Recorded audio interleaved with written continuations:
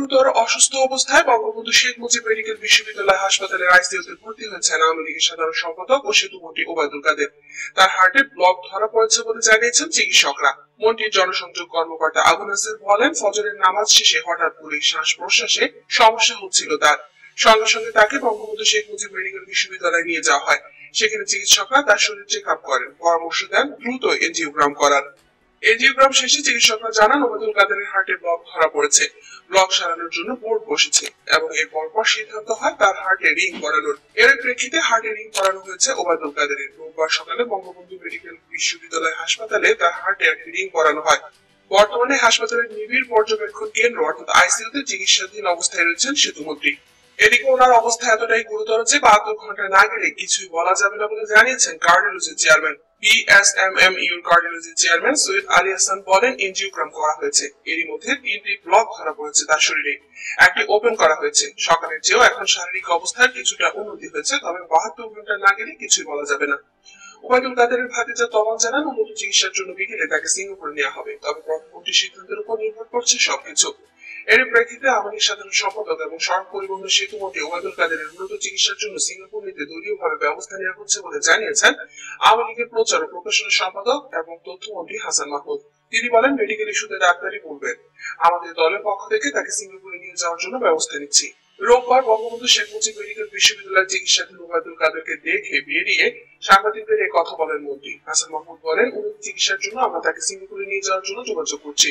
আশা করছি তাকে সহসায় সিঙ্গাপুর নিয়ে যেতে পারবো। এদিকে প্রধানমন্ত্রী সার্বক্ষণিক খোঁজ খবর রাখছেন ওবায়দুল কাদেরের। আওয়ামী লীগের যুগ্ম সাধারণ সম্পাদক মাহবুবুল আলম হানিফ বলেছেন, ওবায়দুল কাদেরের চিকিৎসার বিষয়ে প্রধানমন্ত্রী শেখ হাসিনা সার্বক্ষণিকভাবে যোগাযোগ রাখছেন। দেশবাসীর কাছে ওবায়দুল কাদেরের জন্য তিনি দোয়া চান। রোববার বঙ্গবন্ধু শেখ মুজিব মেডিকেল বিশ্ববিদ্যালয় হাসপাতালে কাদেরের চিকিৎসার খোঁজ খবর নিতে এসে তিনি এসব কথা বলেন। মাহবুবুল আলম হানিফ বলেন, আমাদের জননেত্রী প্রধানমন্ত্রী শেখ হাসিনা কাদের ভাইয়ের অসুস্থতার খবর শুনে হাসপাতালের সংশ্লিষ্টদের সঙ্গে সার্বক্ষণিক যোগাযোগ করছেন। কাদের ভাইকে সুস্থ রাখার জন্য আমাদের সবাইকে নিয়ম মেনে চলতে হবে। সেটা হলো, কেউ যেন এখানে ভিড় না করে। কারো যদি ওনার সম্পর্কে জানার আগ্রহ হয় তাহলে সংশ্লিষ্ট চিকিৎসক বা ভিসি স্যারের সঙ্গে যোগাযোগ করতে পারেন। তিনি বলেন, উনি ভালো আছেন। এদিকে আওয়ামী লীগের সাধারণ সম্পাদক ওবায়দুল কাদেরকে উন্নত চিকিৎসার জন্য সিঙ্গাপুরে পাঠানোর প্রস্তুতি চলছে বলে ফাইনাল জানানো হয়েছে। বিশ্ববিদ্যালয়ের প্রিভেন্টিভ কার্ডিওলজি বিভাগের প্রধান অধ্যাপক ডক্টর হায়াসুল হক বলেন, ওবায়দুল কাদেরের শারীরিক অবস্থা আপাতত স্থিতিশীল, তবে তিনি শঙ্কামুক্ত নন। আমরা নির্দিষ্ট একটি সময় পার না হওয়া পর্যন্ত কিছুই বলতে পারছি না।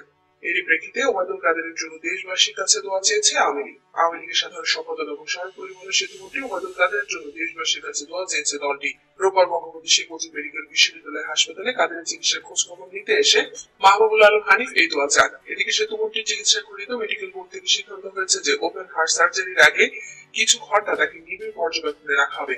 শারীরিক অবস্থা বিবেচনা করে তাকে ওপেন হার্ট সার্জারির জন্য সিঙ্গাপুরে পাঠানোর প্রস্তুতিও চলছে।